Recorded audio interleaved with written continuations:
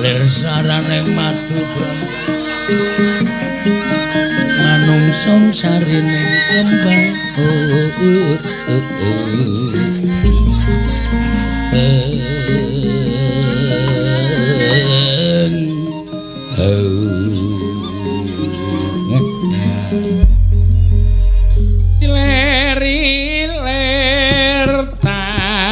tandure ya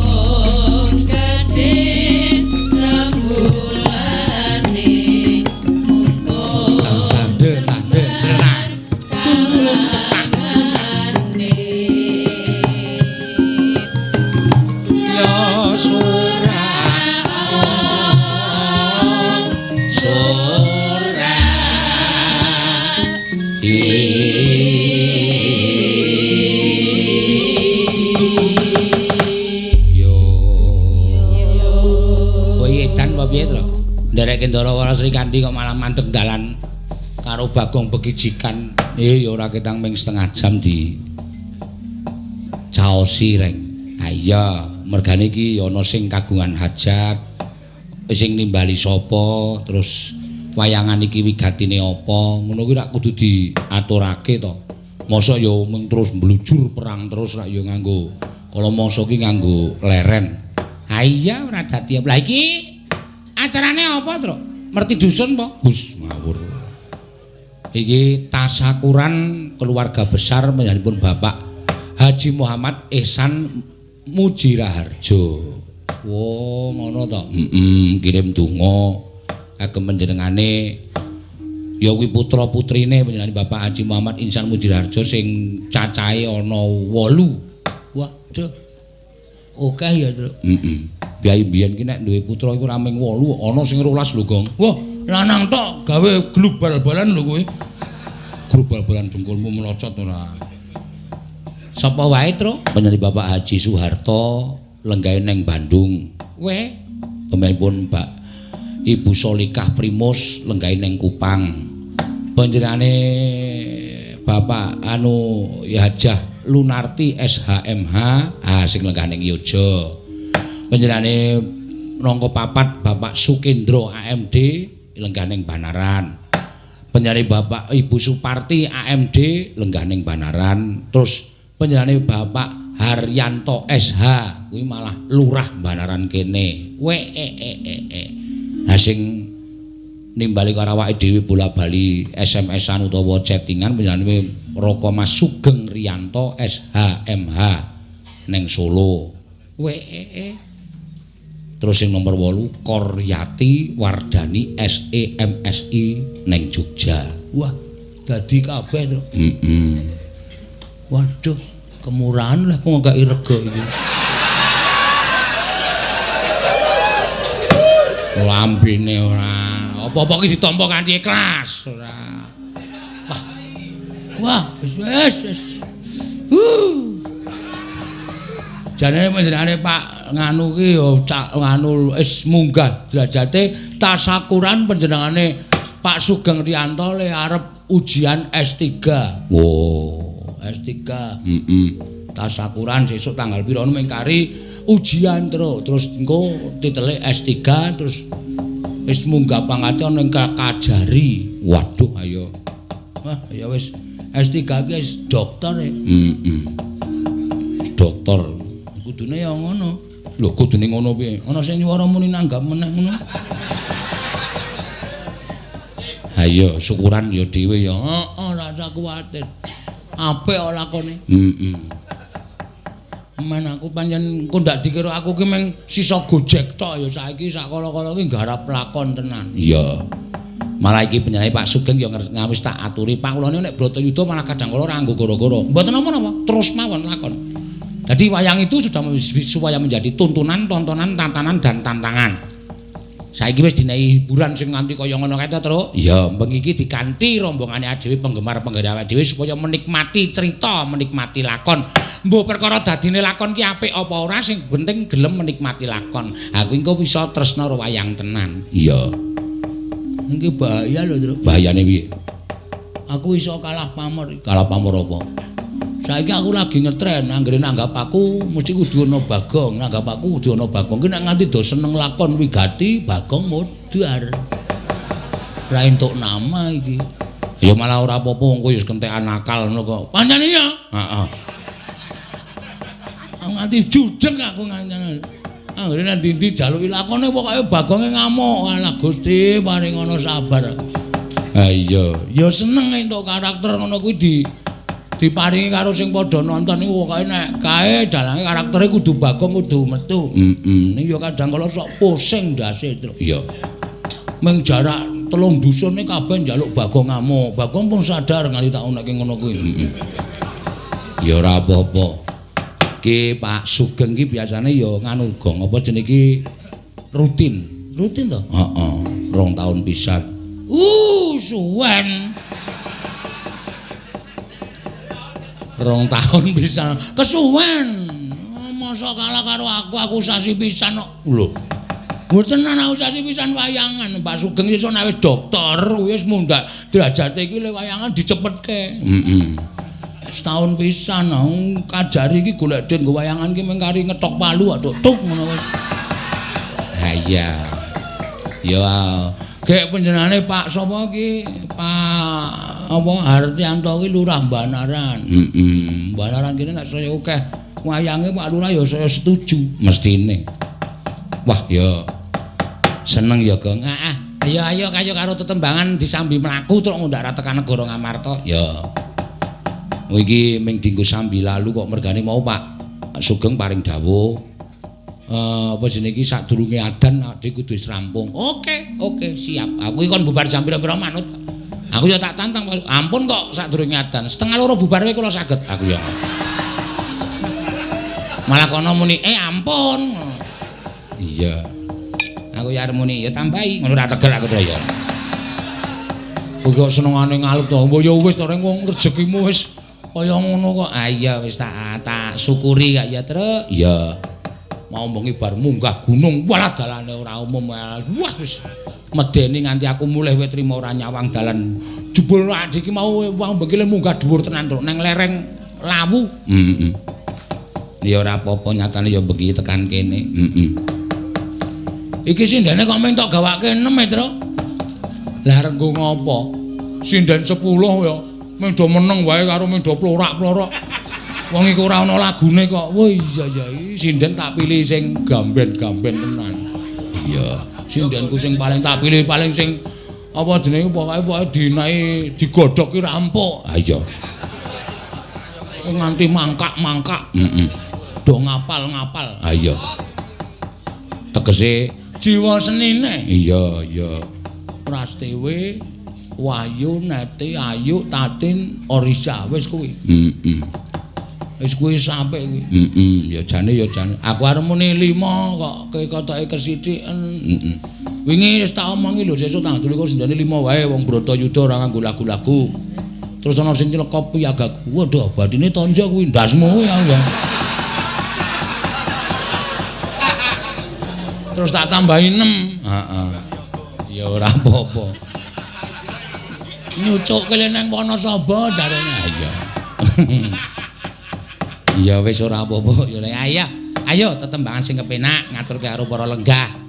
Kene iki gudange seni ya gudange piyai-piyai sing tresna karo agama. Agamane ya mlaku, senine ya ditresnani luar biasa, Truk. Ya.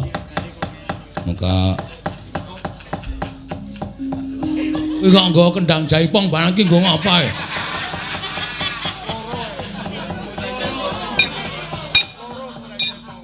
Ayo wis indane 5 penabuhe 17 ayo wis. Bu, ayo. Pengendang jaipong loro mangkat kabeh. Ya wis ora apa-apa. Do nganggur wis do nampa 75 wae lho ora usah kakek. 75 nggo cegalek. Ayo. Ya. Ngaturke tetembangan. Ya Mbak Ayu mangga, Mbak Ayu. Yen nang sing nyuwun lagu tak wacane. Ya, wajan. Mbok menawa kok wis ra ono dite. Oh isih. Kula nyuwun lagu Podang Kuning. Sindenipun Mbak Elisa or karo Salaso. Mbak Elisa ngaso. Ya. Kadang-kadang PWS Kulon Progo khususipun lan kadang-kadang PWS Kayu Jakarta. Monggo kita jalin guyub rukun sami kekadangan penggemar budaya wayang kulit ingkang adiluhung. Ya. Saking Pak Suhardi, Mbah Kawijan, Dwija Sumarto, Gunung Gempal, Giripeni, Wates Kulon Progo. Matur sembah nuwun. Benjang dalu kula caosi Podang Kuning, Pak. Pun semelang, tak tambahi trotokan sampeyan. Ya. Iki tak sing klasik-klasik wae, Truk. Ya. Kewarengi Pak Sugeng pancen kaya ngono. Nano neno neno neno neno neno. Mangga. Mbak Ayu Purwalestari.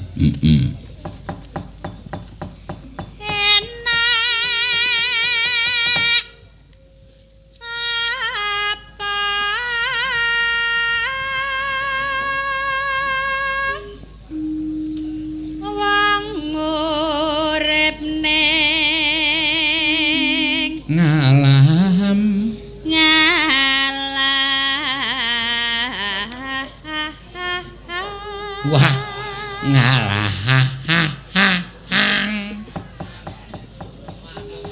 Kaya bojone nek sambat batu ginjele arep metu ae. Aduh.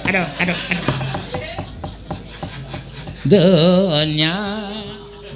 Ame ngarep ngasuhe kok sambatan batu ginjel. Anggere klebon batu sak semene. Dipaidu. Donya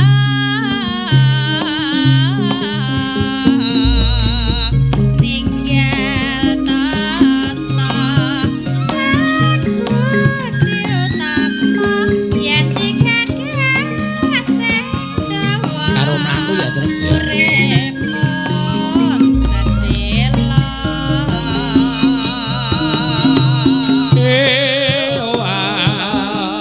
yo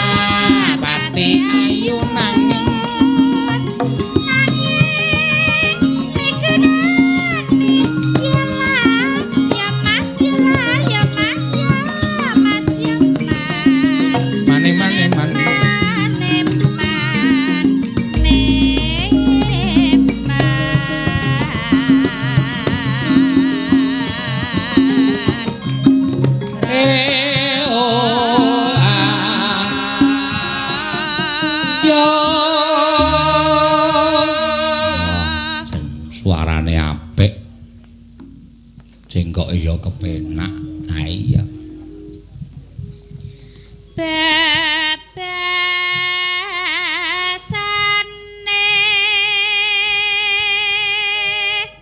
Nana Subi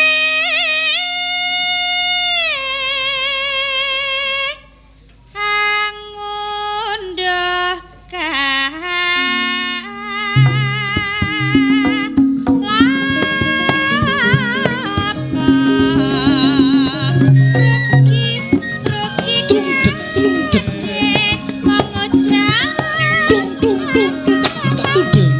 awas kendangane.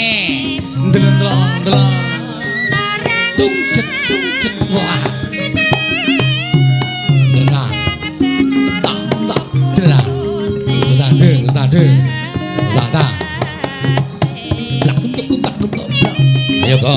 Gendang gendang. Ketak kulung ta gemblep. Ketak kulung ta gemblep gitu. Ngarepmu ndak keping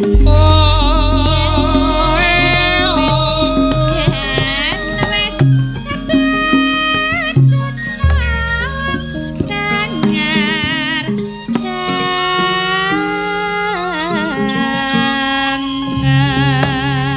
Bener kendang suarane gidal-gidul kendangnya dikapake. Hah?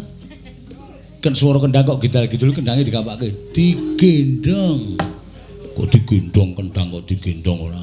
Gendong ngalor ngidul. Heeh. Wah. Penak ya Gong. Wah, jane ya gara-gara iki kadang kala karo mlaku ngene iki penak. Heeh. Tur iki wancine kok ya le cepet men ya terus. Ha iya. Andang 1:30. Wah, jane ya.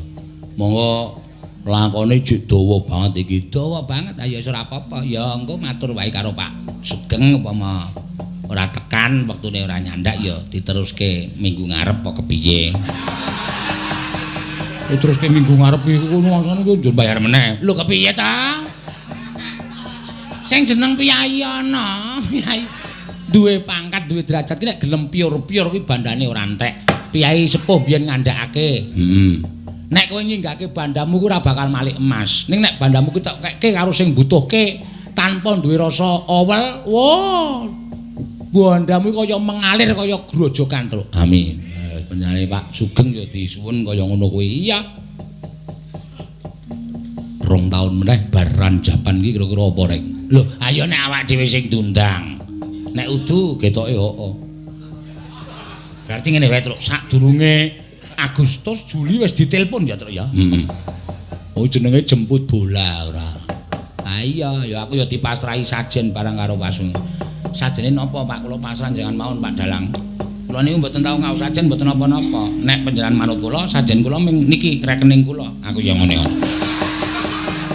Sajen wayang kok rekening ki cara ngendi ora. Maksudku men dimasuki. Ngono ya. Gareng nyelekutis tenan kok. Ayo genti kowe nembang apa? Ya kowe mau sing rada halus, aku sing rada kasar. Ora usah disaring. Ha iya. Sing rada ana nganu ya reng apa jogetane tur ya iso kepenak dirakesake. Arep nyuwun lelagon apa, Truk?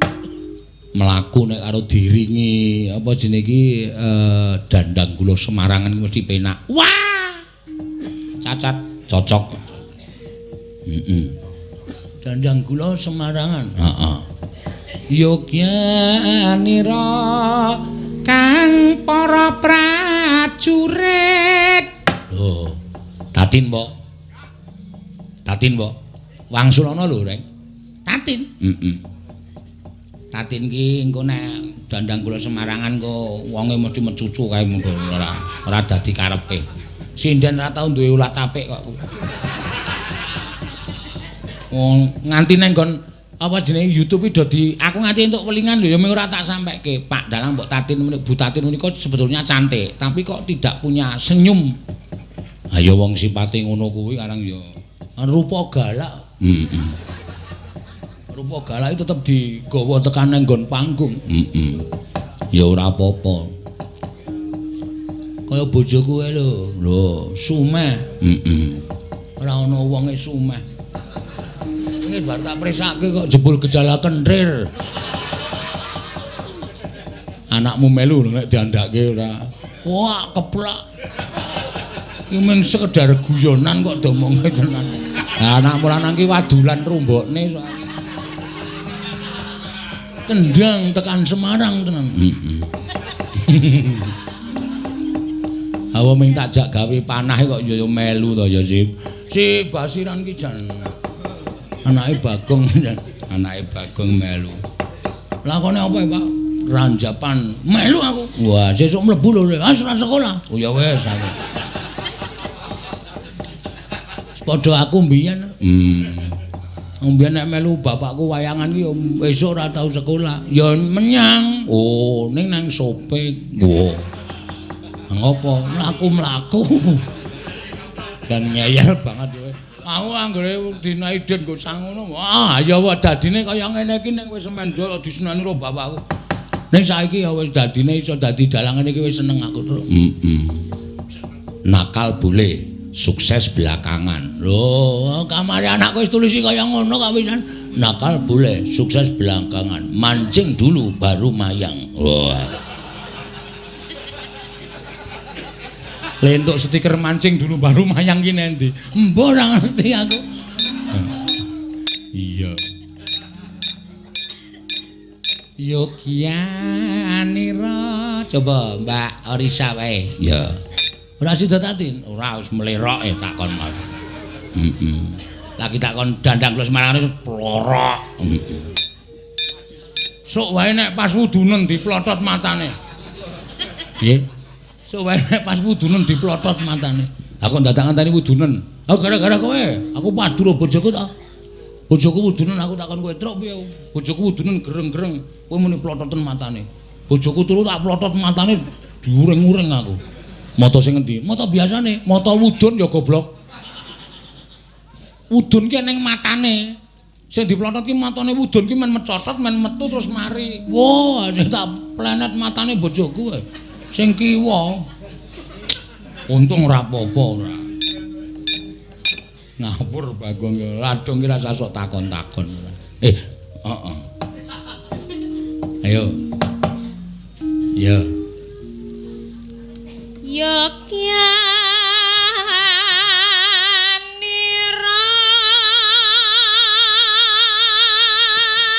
Ang para prajurit. Wah. kang para prajurit.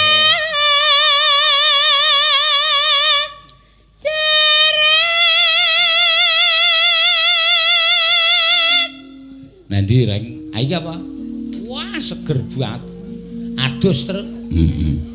Neng kali ceng-ceng guling.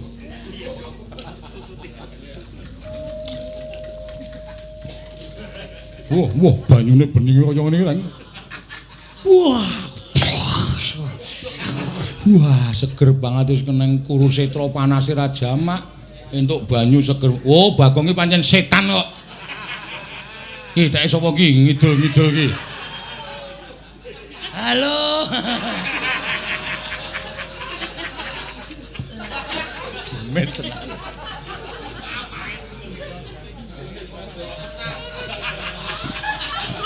Lek ngampet suwe wis. Mbok yo sing sopan. Ngisor nggo atus kok dhuwur nggo ndodok iki. Atos.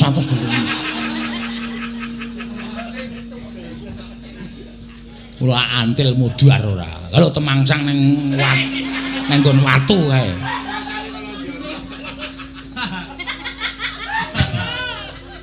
Lamun bisa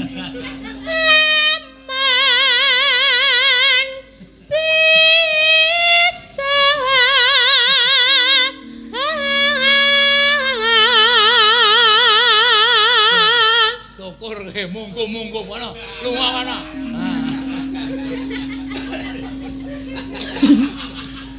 Sami nulada sampeyan nulada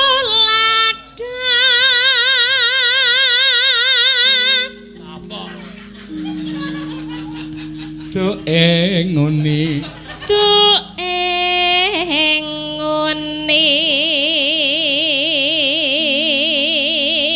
Caritane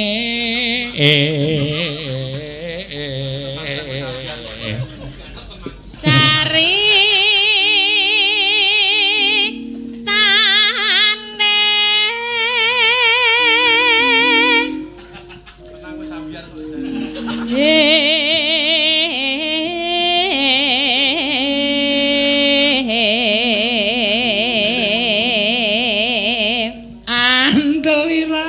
kuwi kaya ngono kuwi kenakalan remaja ya ngono kuwi ya, Truk. Aku mbiyen kerep banget ya ngono. Heeh. Lelakon. Andeli rosang. Andeli rosang.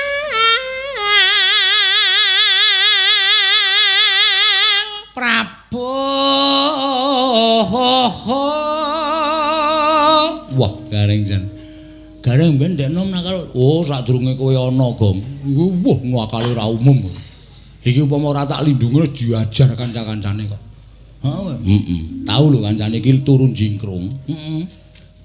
Turun jingkrung sikile mesti nekuk. Heeh. Jempol sikil. Kuwi ditaleni karo nggon kono kuwi. Terus digugah. Rak sikile sloncor. Ya ngono ketarik matek aku.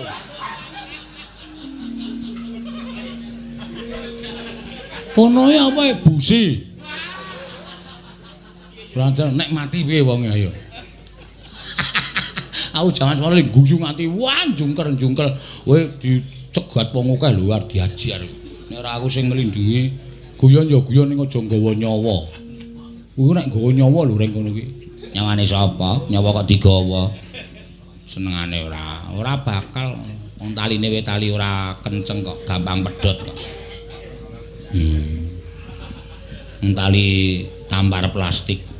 Tali tampar plastik kok gampang pedhot. Tali tampar plastik kok nggo gantunge modar. Sasra bau ing Maespati Prabu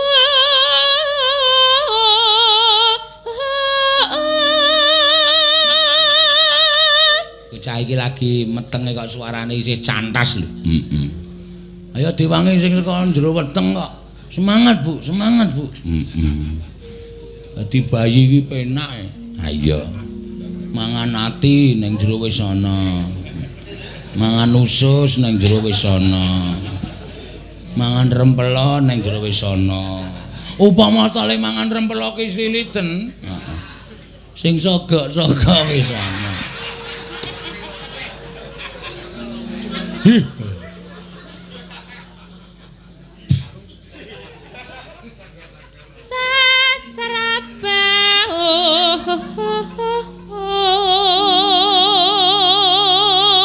Ing Maespati ing Maespati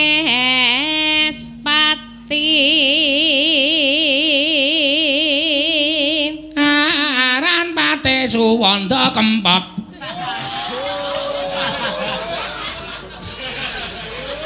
wis gaweke panah gawake wayang isih ngunekke kempot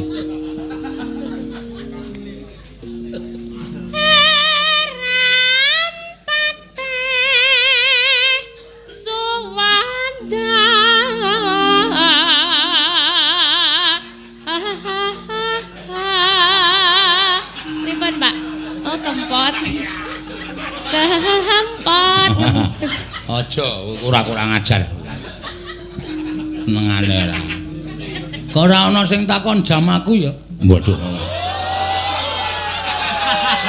Tiwas tak nggoket wingi. Jame anyar pamer ora. Aku lek mlaku wis miring-miring lho.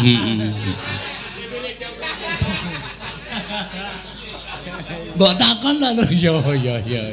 Saiki jam piro? Teng apa-apa. Lho ayo. Jamu ora tau cocok kok kowe iki. Wong jam ora ngerti jame kok nek angka cendhak ning angka 3. Angka dawa jarum dawa ning angka 15 iki jam piro? Jam piro kok? 5. Ah ngawur to. Kuwi 3 kliwat seprapat. Wah, mbok digenepi. jam kok digenepi ora dong. Iki jamku anti air lho. Wih. Kanggo adus. Gleleng tenan. Kademen jarume. Lho kok ketara kademen Mandek. aku iki mati. Lah mutuku nanti Ego. Nang anu sekaten. Walah. Lalabuhan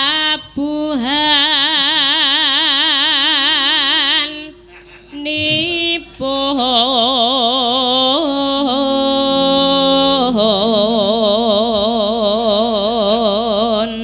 Nganti tak aku kene ndeloki nganti ngene iki lho.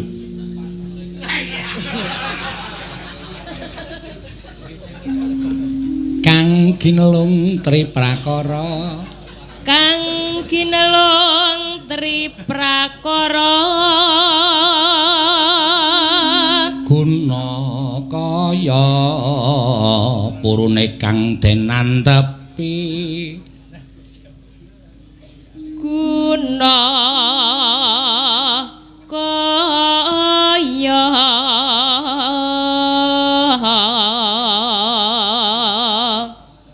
purune kang den antepi nuhoni traho tama ayo cengkake medhu lho sa nuhoni trahu tami tomo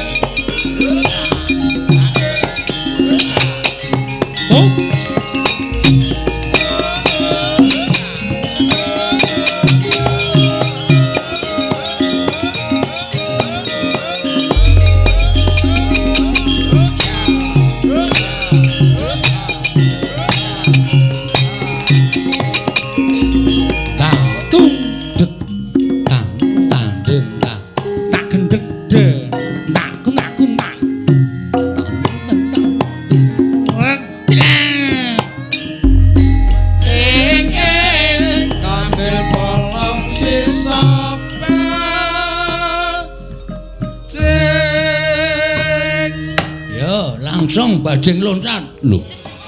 Kusike kok bajing loncat iku mau kambil bolong sisa bajing. kuwi ming Purwakanthi, Gong. Ing tiba ing kambil bolong sisa bajing. Nah, upama ing turu mengkurep jenenge jengking. Ngono ya iso. Kuwi iya apik ya to? Ing trompet kayu jenenge suling. Wah, asem. Jupuk ra omong jenenge maling. Apik. Nggo pengeling-eling. Kabeh iki iso dienggo ngelingke piyai sing arep tumindak ora prayoga. Ngejok wedang jenenge ngiling. Ya ngono pokoke ing tiba ing. Numpak becak temumplak. Jenenge goleng. Oh iya. Apik. Dadak rautur jenenge goleng. Ora nek kuwi. Rasa domongke ta, Tru? Mungkum aku. Mungkum.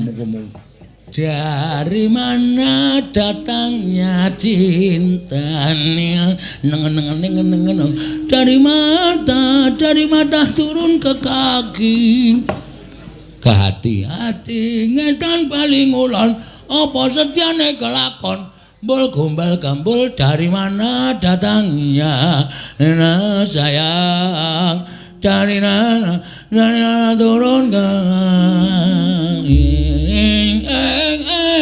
tapak doro tatu miring. Wah jan senengan ae. Terus ya.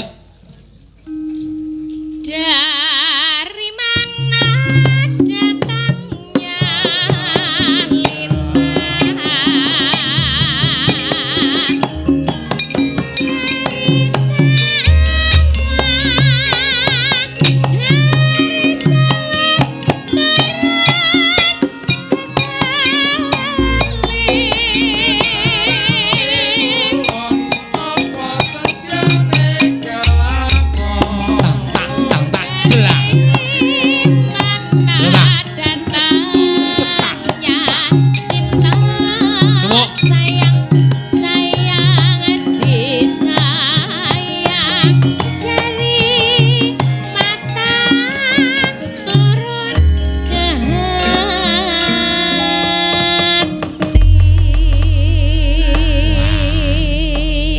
suwuk gelis banget Tru. Iki aku entuk informasi nek panjenengane Bapak Sugeng Riyanto SHMH sing ngadani wayangan bengi iki sarta tasakuran nggone arep ngancik lulus S3 arep kepareng nyekar. Weh, la iki ya tegese panjenengane kuwi lenggah ning kajari ning ora mung tresna karo wayang tok ning uga nguri-uri nyang budaya. Ya. Setuju, Gong? Setuju. Heeh. Monggo aturi tindak ana ing panggung. Kaya monggo Pak Sugeng Ariyanto tuduk. Tuduk.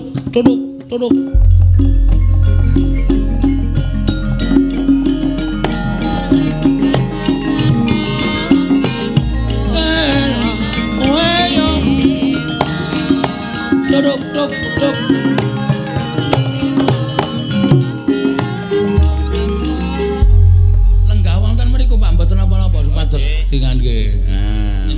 Mboten apa-apa, dungkuri mawon ming sindan-sindan. Nggih. Matur nuwun. Panjenenganipun Ki Sena. Nggih, Pak. Dalu menika satuhu damel bombong kula sak keluarga. Nggih. Wayangan kaping 3 menika jian. Penontonipun bludak mboten kados padatan. Amin. Insyaallah mangke setahun malih napa kalih tahun malih setahun. Ki Sena harus lebih baik lagi main di sini. Siap nggih. Setahun. Setahun nggih. Insyaallah. Setahun nggih sederek nggih. Amin. Suara terbanyak lho, Pak. Salajengipun kula ngaturaken wilujeng rawuh dumateng kadang-kadang PWKS. Nggih. Kula menika termasuk bagian dari PWKS walaupun tidak anggota. Nggih. Dari YouTube. Oh nggih. Lajeng sugeng rawuh dumateng pepunden kula Bapak Sadiman, Sekretaris Jaksa Agung Muda Pembinaan menika saking Jakarta. Nggih. Khusus badhe mirsani Ki Sena. Aduh mak teratap tak kira nek Mugi-mugi mangke dateng Jakarta dipun timbali. Amin.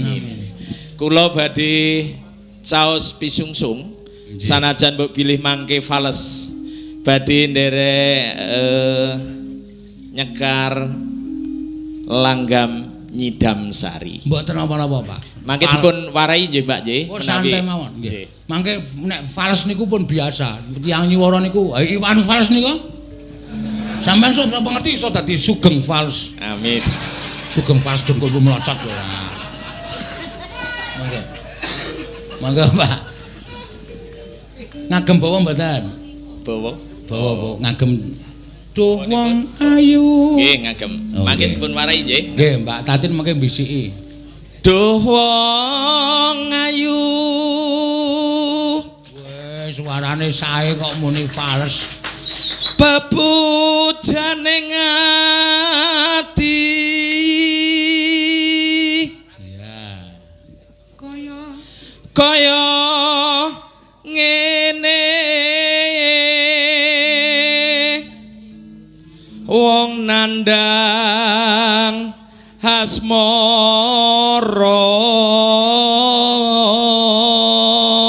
Fales to? Mboten apa-apa, Pak. Apa niki pancen nadane tinggi dadine. Apa to awakku? Monggo. Apa to awakku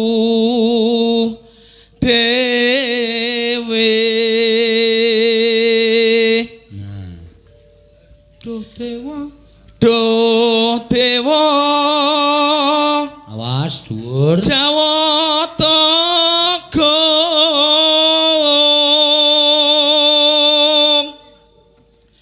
welas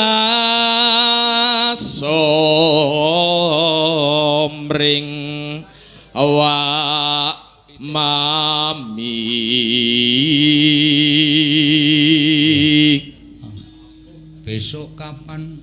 besok kapan katekan jejer lan wong manis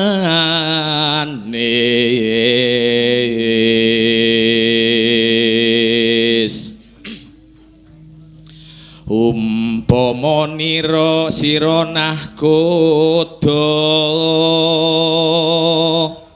kebablasan cakepane mboten apa-apa nggih umpama nira sira situ nahkoda situ dengkul pun baleni nggih nggih monggo umpamakna yen nahkoda umpaman no yen nahkoda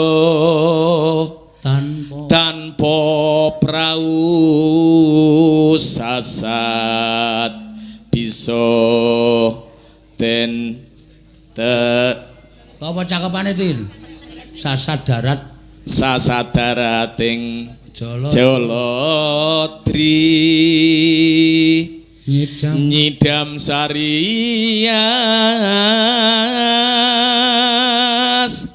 moro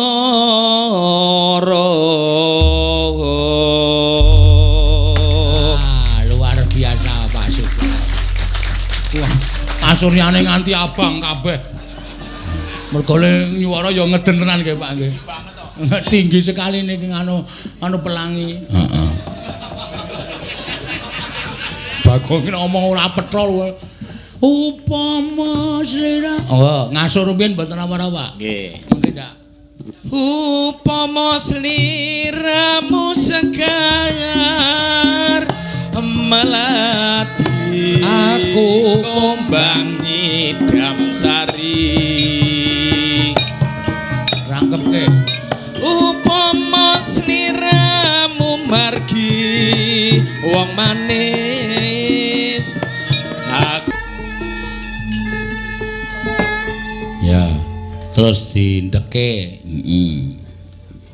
ngagem dangdut mboten Pak mboten sah piyayine klasik mawon nggih leres menika kula ya remen nalikani roeng dalu hatiku lam-lamen sira wong ayu ngati mati ora bakal lali lakae lintange mlaku iya tepuk tangan matur nuwun luar biasa. Waduh iki mau jane ya ora ketang dilo-dilo iki pengendange Jaipong nyambut gawe. Bul Pak Ariyanto ora Pak Sugeng ora kersa dangdut. Nganu wae nggo ngesake bayaran sesuk do neteli nganu panggung. Sing wong loro kuwi do keri terus melu bongkar tratak. Ya wis ben to ya rezekine dhewe-dhewe kok senengane ta. Iya. Iya, Tra ya. Ya. Jam 1 engko ndak ora komanan wektu ling neruske lakon. Ya, tetep pelok wae. Engko le ganti slendro nek wis suluk. Ya. Nganggo gending apa ge Nganu, ayak-ayak kayun. Ya ya diaturke engko bapak wis mlebu pesanggrahan randu watangan ga lho. Heeh, kul. Endi to? Gawe apa? Oh, lawang bokonge ora sedeng mlebu lawang lho. Nganti dadi oyong-oyong. Ya Suwani kok. Yo.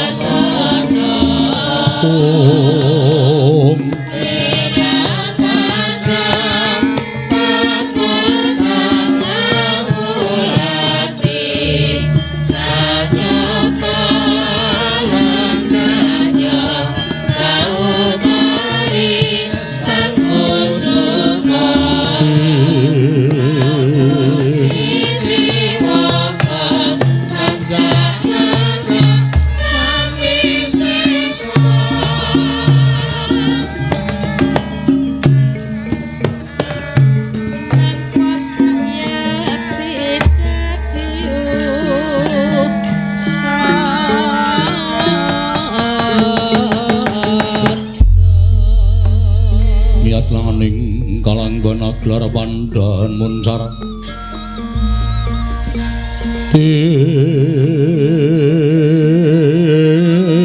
non lir kekonang sorem sorotetan padang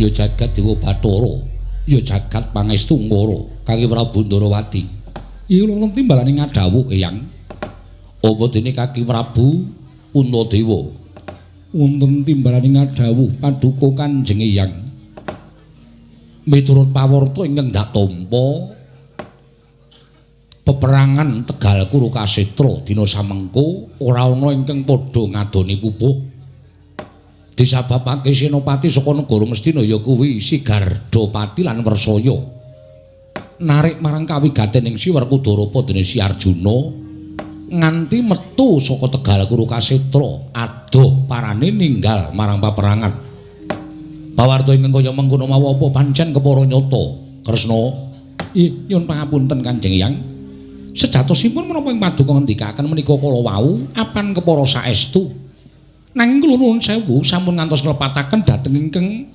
wayah ing Ndarawati sampun boten kirang-kirang anggen kula ngemutaken dhateng kadang kula kekalih Werkudara menapa dene Arjuna sampun ngantos pisah kaliyan Wadyabala sampun ngantos nilar Tegal Kurukasetra ewadene mbok menawi krana mubal babal jiwa kasatriyanipun ngantos Werkudara kan Arjuna mboten kiyat nampi penantangipun Gardapati mimpah Wersaya tumunten engga dinten sakmangke dereng wonten keterangan wonten pundi papanipun kadang kula pun Werkudara menapa dene Janaka dadi kabar sing tak tuwa mau apa pancen kepara nyata inggih apan leres mekaten Gusti nek nganti kedadiane kaya mengkono iki apa ora jeneng padha karo yen to Pandhawa samengko ora duwe kekuatan sebab tumrap Hyang Wirata kang dadi cagak tuaking Kaki Prabu Puntadewa lan kang dadi senopati golagul saka Wadyabala Pandhawa tanana kejaba mung putuku Si Werkudara dene Janaka yen to nganti Werkudara lan Janaka iki mengko ora kundur marang pesanggrahan yen to nganti para Kurawa ngetoni senopati sapa ingkang kudu dijagakake sapa ingkang kudu dijagakake iso nambak lakuning Wadyabala saka negara Ngastina Kresna kagiat risang kapirangu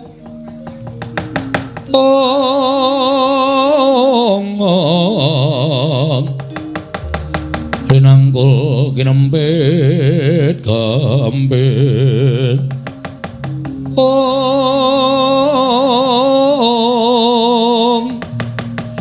rinangkul kinempit kempit dosa ngreknaning bawana ya si tukang walang ati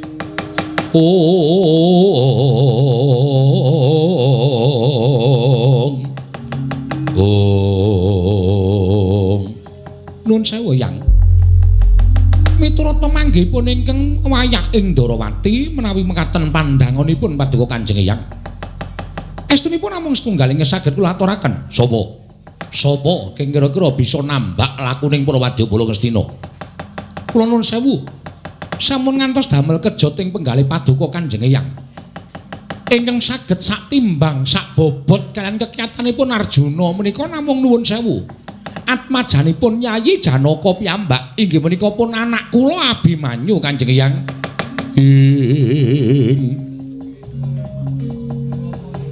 tan samar pamoring sukma sinukmaya winah yuwing asepi sumimpen telenging kalbu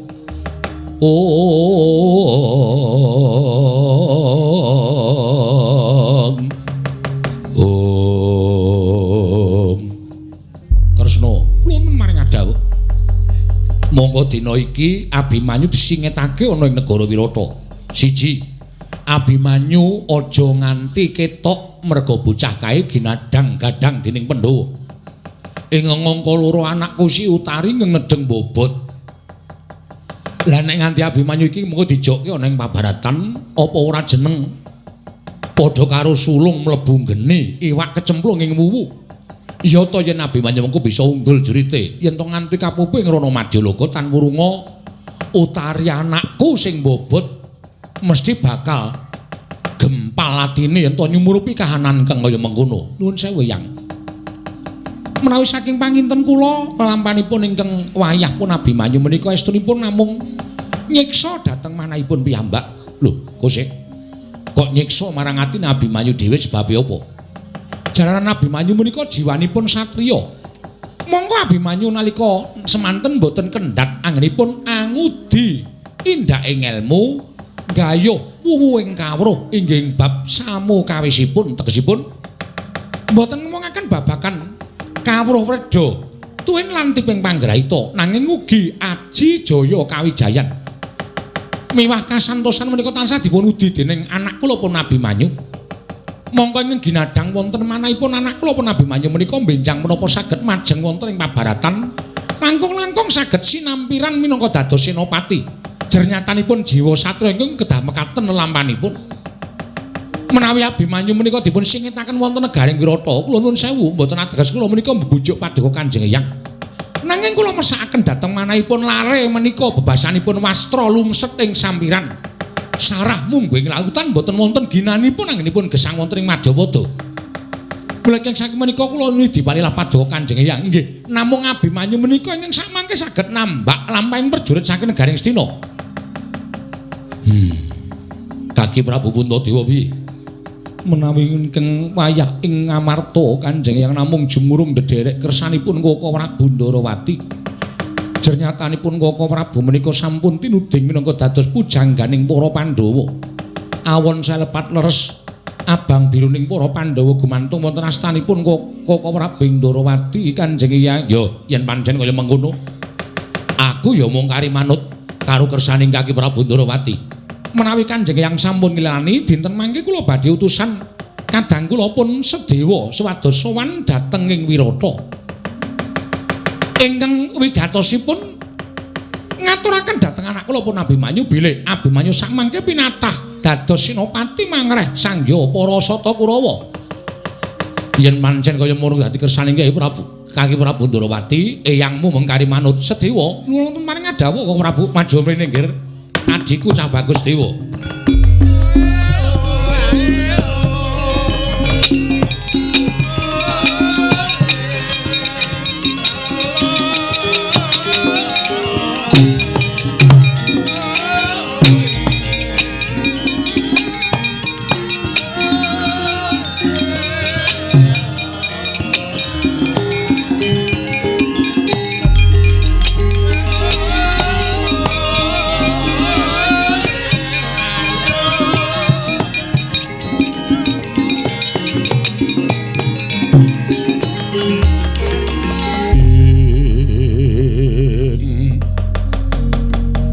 Kacarian putra lamun kawekasan ya kowe sanggeni maya wis sanggeni maya Wisnu Pratenta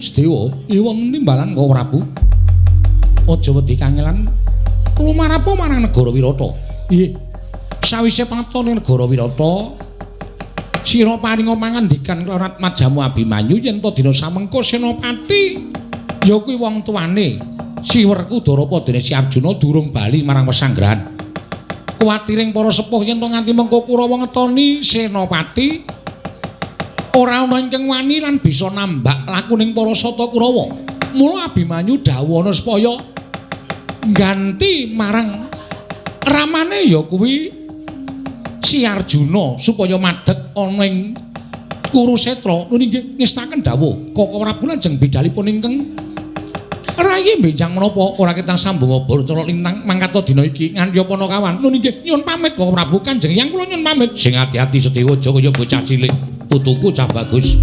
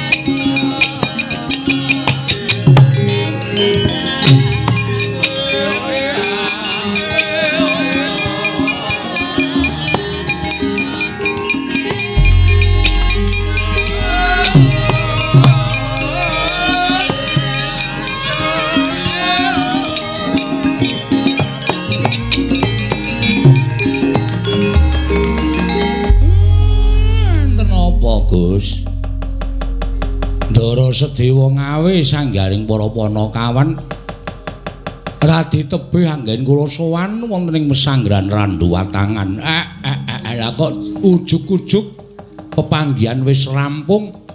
Ndara Sedewa njawil kali kula kali anak-anak kula. Enten apa, Ndara? Enten apa, Gus? Enten apa, Juragan? Kemarin kula cumadong dawuh kok sajak wigati Kakang Semar. Kula Kakang Semar nderek karo lakuning Sedewa. Tindak teng pundi? Sowan marang negara ing Wirata, Kakang. Mangke riyen napa wigatine napa kok sowan negara Wirata? Monggo niki mangsa perang. Lah kok malah sampeyan ninggal pesanggrahan ajeng teng negara Wirata niku wigatosipun apa? Iki mau rembugan ning jroning pesanggrahan Randu Watangan. Kanjeng Yang Matswa mati ing Wirata goreh penggalihe. Koko Prabu Ndarawati uga semono. Bingung penggalihe klebu Koko Prabu Puntadewa. Merga tindaking Kakang Mas Werkudara apa dene Kakang Mas Arjuna ingkang nalika semono ngladeni senopati saka negara Ngastina ya kuwi Gardapati lan Wersaya. Nggih. Nganti tekan sprene durung bali, Kakang. Mongko kuwatir penggaliing Kanjeng Yang Matswapati apa dene Koko Prabu Ndarawati yen to nganti Pendhok Kurawa ngetoni senopati. Nggih. Ora ana ingkang kinarya agul-agul saka barisaning Pandhawa. Mula aku tumuli diutus dening menyang negara Wirata. Mangke riyen wigatine napa wigatine? Wis diputusake ora ana ingkang keduga nyuli marang senopati Pandhawa kejaba amung ya kuwi dina samengko aku dawuh kelawan anak Abimanyu supaya nyuli bapakne nambak lakuning para Sata Kurawa ingkang bakal metu saka Tegal Kurakasetra Kakang Badranaya.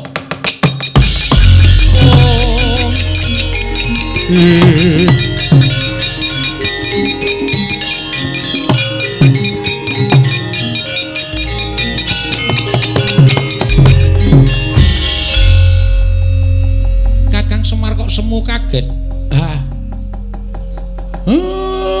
Mboten napa-napa, jan mboten napa-napa. Kula niki ming batur, kula niki ming Panakawan. Nek akeh-akeh atur kula ndak malah kula mengke dikila nyelangkrak sak dhuwuring tenggak. Ya ming mak tratap ati kula duka niki perkara napa? Lah kok awak kula merinding kabeh. Aku ya ta terus. Wah, wis rasa digagas ora ngono perkara merinding kabeh kuwi. Barang ndara Sedewa paring dawuh nek Ndara Abimanyu dikon nyuli bapakne nambak laku ning perjurit saka negara Ngastina mbok menawa Ngastina ngetoni Senopati. Kok kaya mak tratap aku krungu ngendikane Ndara Sedewa nek Ndara Abimanyu kon maju dadi Senopati. Aku jane atiku maksir ngono ning ora tak anggap. Kowe maksir ora, Gong? Aku makpong. Kuwi senengane mbok murambedani dhewe. Aku ora tau tak gagas terus. Sasmita apa wae aku ora tau tak gagas. Men pancen mbok menawa ning Bratayuda iki wis werna-werna apa kae lakone iki. Ha iya, ning ora lho bapak lho cengele nganti kemringet kuwi. Mbok menawa le mikir banget kuwi. Wah, semari nek metu kringete ambune pol-polan. Ya wis men ora apa-apa. Monggo Gus kula dherekaken. Monggo kula dherekaken ning sampean mengke ampun dangu kula nggih. Kula tak ming melu teng negara Wirata mawon. Napa sing diwelingkeng Raka, napa sing diwelingkeng Eyang mang ngendikake dhewe ampun dijak melu-melu perkara niki nggih, Den. Iya, Kakang Semar.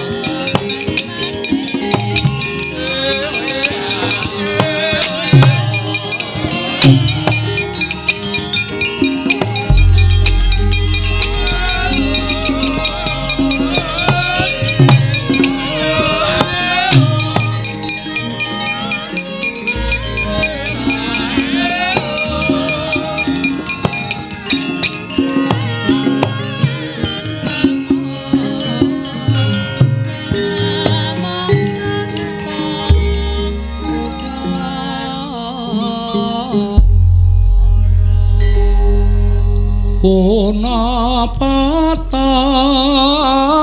mirah ingsun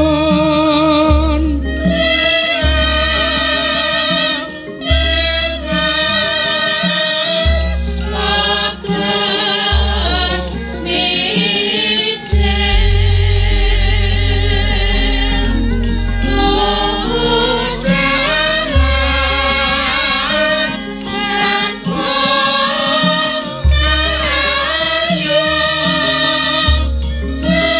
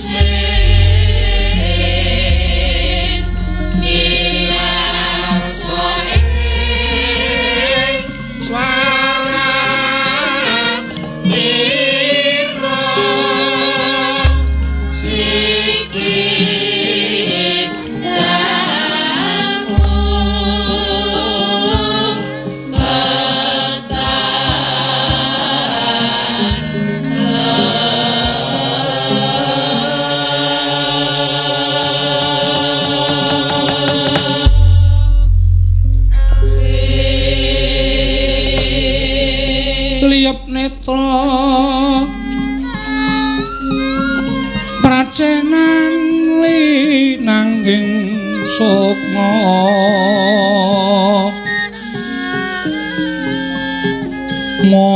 moksweng driya kang raga sanggone tiba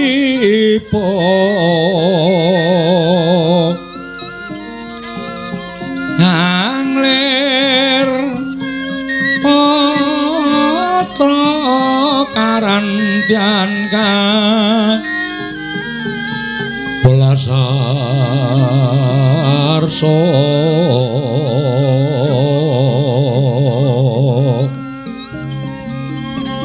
angler patra karandyan ka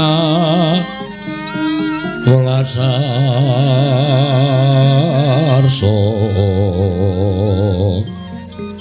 pranantapa apindo Dineskara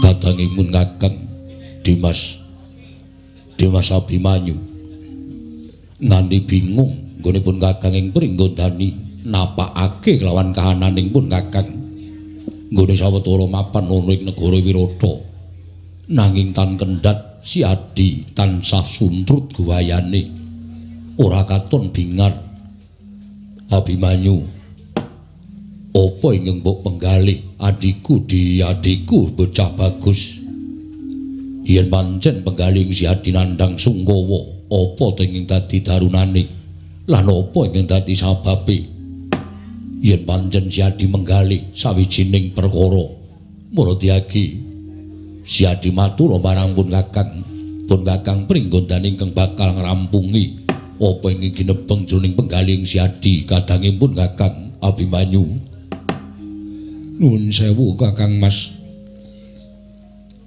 nadyan ingkang rayipun semitra semanten ugi kepareng Mbah Barono dhateng ingkang rayi menggah menapa to sababipun dene paduka katingal rengu pasuryanipun nuwun sewu Kakang Mas ingkang rayipun Wilugangga semanten ugi kepareng Mbah Barono dhateng ingkang rayi ngantos bingung anggen kula badhe napakaken dhateng awak kula piyambak krana tansah sumerep dhateng pasuryan paduka Kakang Mas Tanjung Anom ingkang tansah katingal rengu pasuryanipun Kakang Mas Pringgondani Kakang Mas Gatotkaca adikku Abimanyu kepiye semitra kula wonten paring adhawuh apa dene sira Wilugangga iki kula wonten paring adhawuh Kakang Mas bebasan wastra lungset ing sampiran sarah munggo ing lautan ora ana gunane Abimanyu urip ning alam padhang teka ingkang dak gadang-gadang ingkang kula gayuh ngantos sepriki merucut saking gembolan uwal saking kudangan Kakang Mas lire piye dene si Adi paring dawuh kaya mengkono lire piye dene kadangku Abimanyu matur ingkang kaya mengkono nuwun sewu Kakang Mas paduka prisa piyambak bilih kula menika jejer putra ing Madukara mongko niating batos gandeng Kanjeng Rama menika mujudaken satunggiling satriya ingkang jagat menika ngantos kebrebeken dhateng kumandhangipun Kanjeng Rama dene kewajibanipun anak menika tansah njunjung derajatipun tiyang sepuh anak menika menawi saged kedah mikul dhuwur mendem jero dhateng asmanipun tiyang sepuh nanging kados menapa gelaning manah kula dene Abimanyu sak mangke mboten saged mujudaken gegadanganipun tiyang sepuh ing atasipun para sepuh sami taker marus milang tatu madyaning Tegal Kurukasitra ing atasipun punden-punden kula sami abentiyasa kaliyan para Kurawa nanging sabab menapa Abimanyu malah kasingitaken wonten ing negari Wirata Abimanyu mboten dipun parengaken medal saking negari Wirata ing mekaten pangraos kula lajeng gelo manah kula tumuli tumlawung krana anggen kula gegadang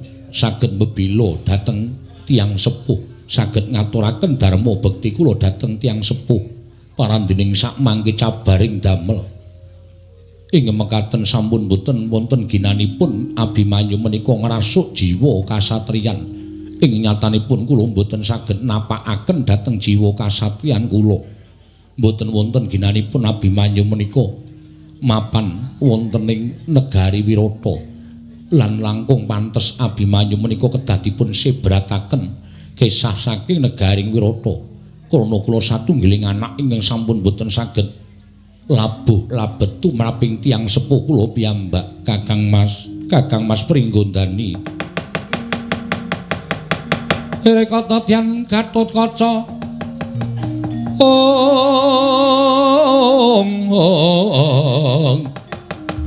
Kinon Mapakarka Suta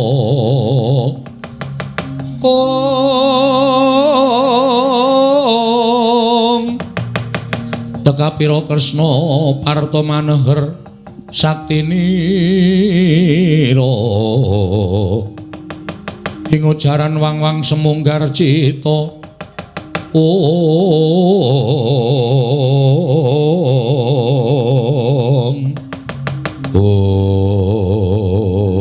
Abimanyu kersaning para pepunden sayekti nganggo dasaripun menapa dasari yen to pepunden Pandhawa ngiman nglawan Siadi sabab Siadi ingkang digadang-gadang bakal nyambung sejarahing para Pandhawa lamun to Abimanyu maju ning pabaratan yen to nganti cilik loro gedhe tekaning pati tan wurunga pepes bayu kang tapis para Pandhawa ora duwe pangarep-arep ingkang bakal nyambung sejarahing para Pandhawa kula penggali Siadi ndak suwun supaya ingkang sabar sing semeleh ora usah dadak duwe pangarep-arep kepengin maju ning paperangan sabab iki dawuh para pepunden yen nganti Abimanyu nerak pacak nerajang perbatang pun Kakang uga bakal nampa duka aku ora bisa jaga lawan kahanane adhiku lananging Tanjung Anom nuwun sewu Kakang Mas menawi perkawis menika kula namung ndederek namung ingkang boten kiyat anggen kula raosaken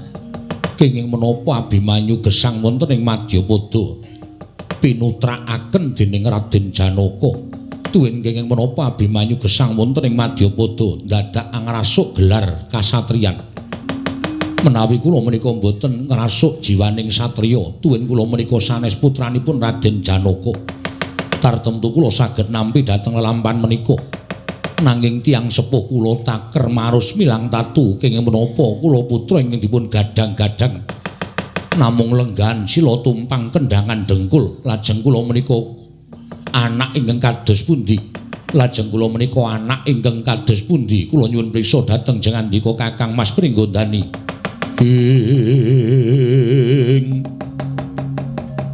tan samar pamoring sukma sikma sinukmaya sinukmaya winayu ing asepi sumimpen telenging kalbu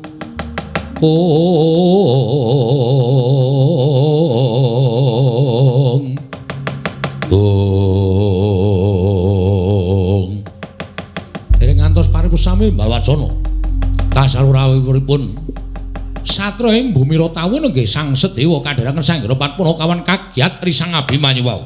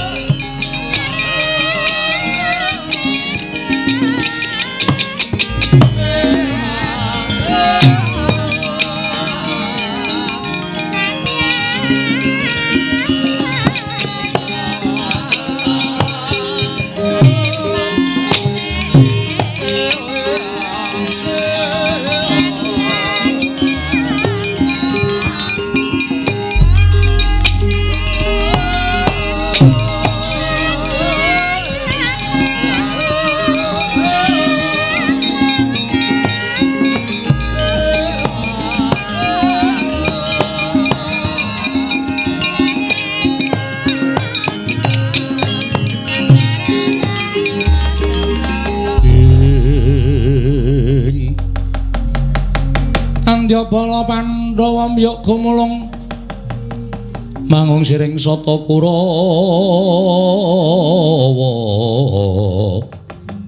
tambaung kesrukatite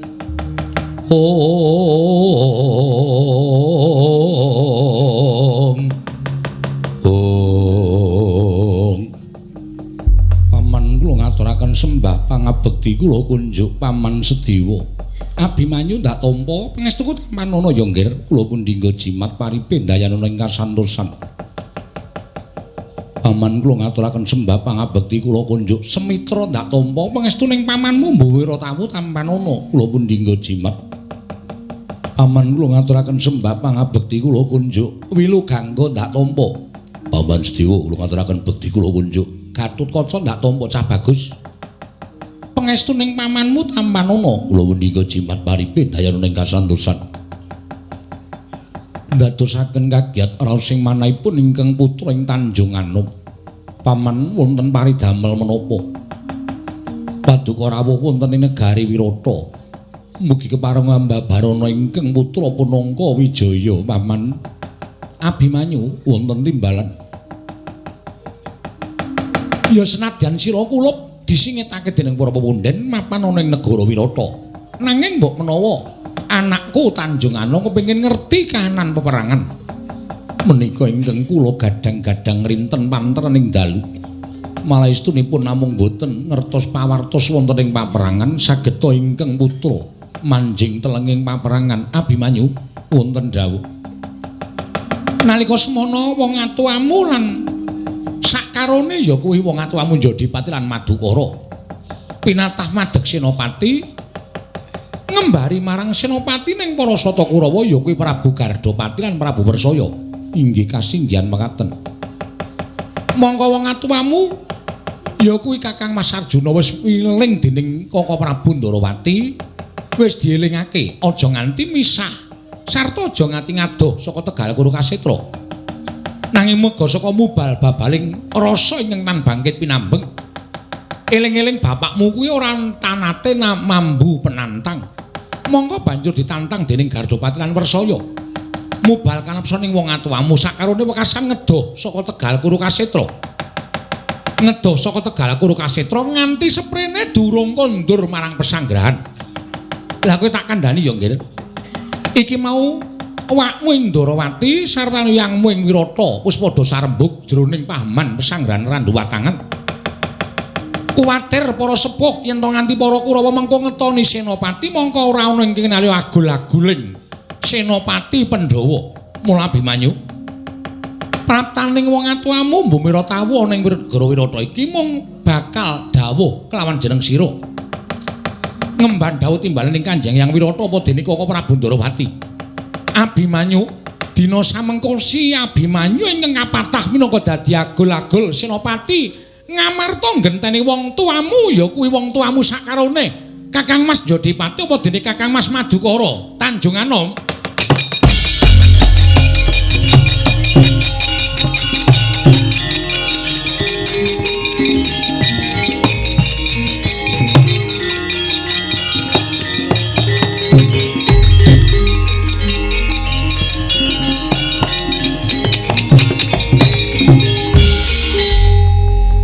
Padang Trawangan kadidene lumamping wanci peteng kepapak obor sastra paman dene paduka paring dawuh mekaten mugi andadosna ing kawuningan menika pangandika ingkang kula antu-antu wiwit kula mlebet wonten ing negari Wirata ngantos singgo dinten sepriki jebul nyatanipun Jawata midhanget menawa ing dados panggersaing manah kula satemah pepunden sami dawuh kenan paman Mbumira Tawu dawuh kelan ingkang putra Punangka Wijaya supados kula madeg suraning driya jejer satriya ingkang kados mekaten menika ingkang tansah gumana musik wonten manah kula Kanjeng Paman Sediwa Abimanyu ya mula kang saka kuwi tak jaluk tata-tata samapta ing gati sawega ing diri aja nganti katalompen pun paman kondur marang pesanggrahan Randuwatangan. Sakunduring pun paman Abimanyu disuwun dening para sepuh supaya njaga kahanan Tegal Kurkasetra yen to mengko Kurawa ngetoni Senopati diborongake marang Sira Kulup Kanjeng Anom sembah kula ingkang nderekaken Jengkar Paduka Kanjeng Paman Bumi Ratawu.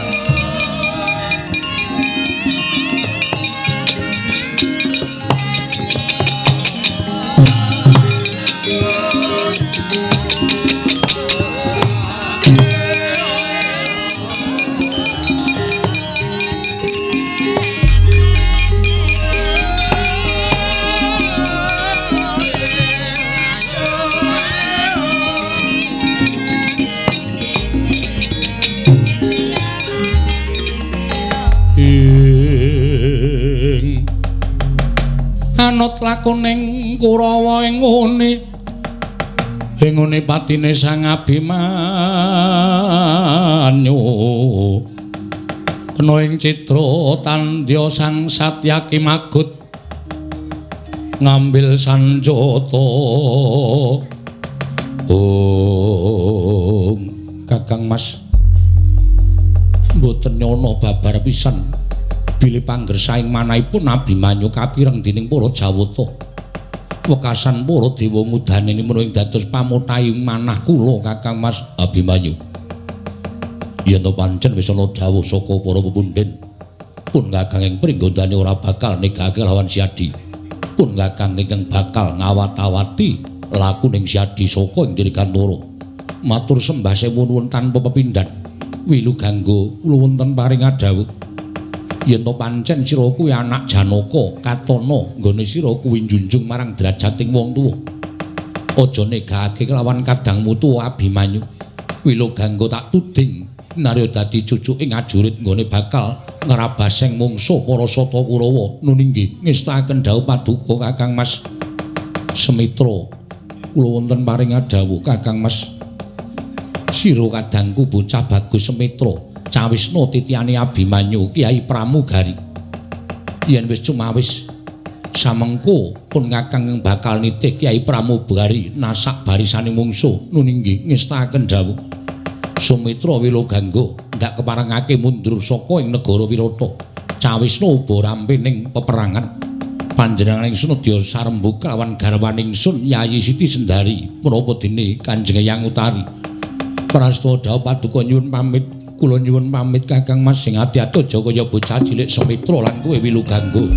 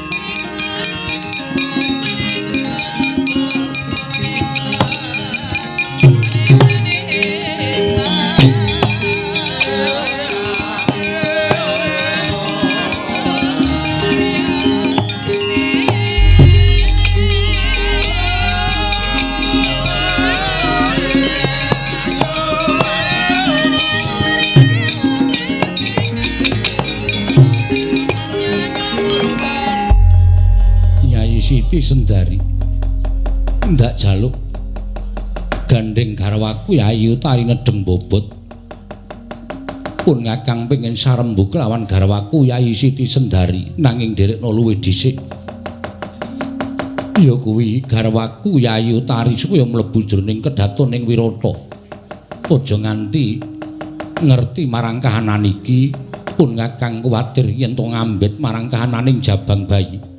nuninggi ngestakaken dawuh paduka pangeran. Ugi sak mangke kula badhe andherekaken Kanjeng Eyang Utari mlebet celenging negari yang Wirata. Iya, Yayi Siti Sendari.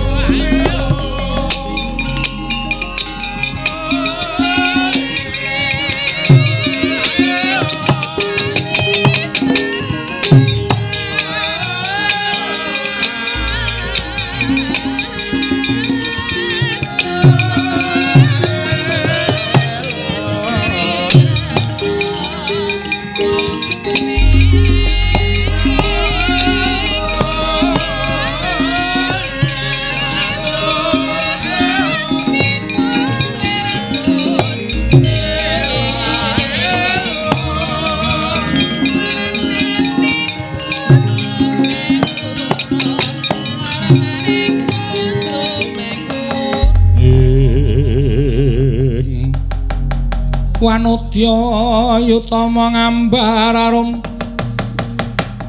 arum sang kusuma ing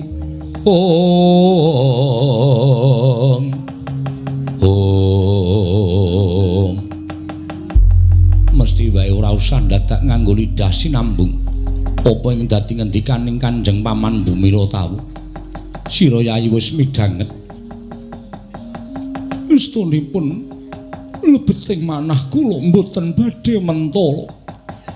Menawi jengandika pangeran badhe madheg suraning driya ngentosi Kanjeng Rama Janaka. Namung jejering kula menika sampun winengku garwa paduka pangeran ingkang jiwa satriya. Manah kula sampun mboten saged tebah. Kula sampun boten saged matur menapa-menapa kejawi namung mugi-mugi anggen paduka mapan wonten ing peperangan kinalisna ing rubeda saengga saged kondur pinanggih kalawan ingkang rayipun Siti Sendari. Siti Sendari. Jroning peperangan iki Abimanyu wis ikhlas ngiklasake marang pati uripe Abimanyu. Yayi Siti Sendari wis weruh wiwit sira winengku garwa dening Abimanyu. Mestine Siti Sendari wis ngerti yen to Abimanyu kuwi putra Madukara. Abimanyu kuwi duwe watak satriya ingkang tanpa beda lawan Kanjeng Rama. Mulya-mulyaning Abimanyu urip ning alam padhang yen to bisa ngaturake sewiji-wiji ingkang kunjuk kelawan wong tuwa. Mbuh kuwi perkara dharma bekti, mbuh kuwi perkara nggone uripe Abimanyu wis bisa junjung marang derajating wong tuwa. Nanging saksuwene Abimanyu urip ana ing alam padhang, rumangsaku aku durung bisa gawe marem penggaling wong tuwa. Mula kaludhangan iki tak suwun kanthi banget Yayi ikhlasna. Yayi tak suwun ikhlas kaludhangan ana ing perang Bratayuda iki dadi srana nggone Abimanyu junjung marang derajating wong tuwa. Jurung junjung marang asmaning Raden Janaka. Junjung marang asmaning para Pandhawa. Mula nadyan abot dikaya ngapa pun Kakang ora bakal wegah. Ya iki ingkang dak antu-anturina pantaraning ratri. Besok kapan pun Kakang bisa wisuh gedhi ing para Kurawa ingkang pranyata dadya kiliping pepundhenku para Pandhawa. Siti Sendari. Oh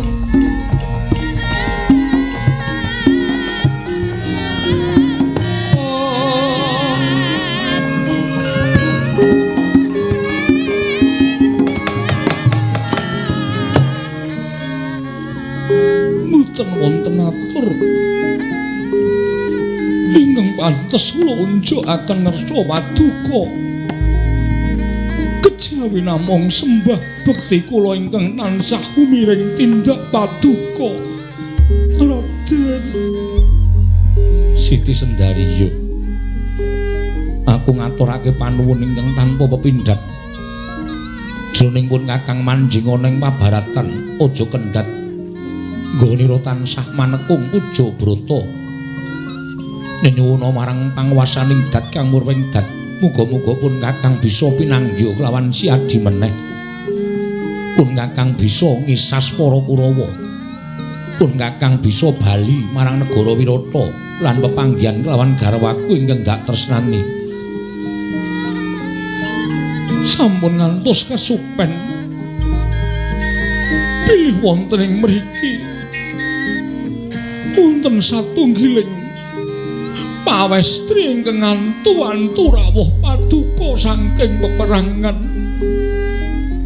Sembah kula ndherekaken Jengkar Paduka Raden.